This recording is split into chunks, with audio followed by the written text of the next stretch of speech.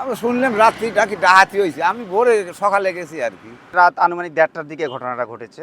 টেজের পরে রয়েছে, অনেক পানির বোতল রয়েছে, তারপরে পেপসির বোতল রয়েছে, মেলা কিছু সব পাবি জাতি করে রয়েছে, খেজুর মেজর হলে মেলাগুলো করে রয়েছে।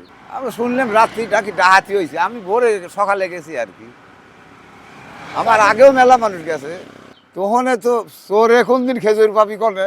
শুনতে পারলাম এখানে ডাকাতি হয়েছে একটা, এই বিষয়টাই শুনতে পারছি।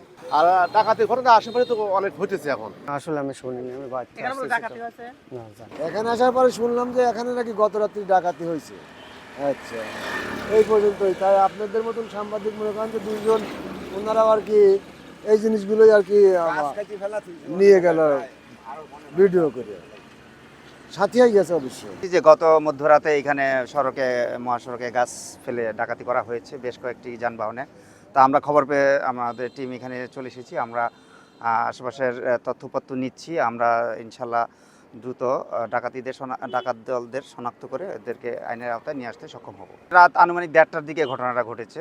মাঠের অলরাউন্ডার আমি, আর ঘরের all rounder Tylox. Tylox toilet cleaner, clean মানেই টাইলক্স। তা আমাদের একটা টিম আসলে কালকে গত রাতে ঈশ্বরদী এলাকায় আমরা চেকপোস্ট করছিলাম। তো আসলে এত বড় একটা এলাকা তো কভার দেওয়া সম্ভব হয় না।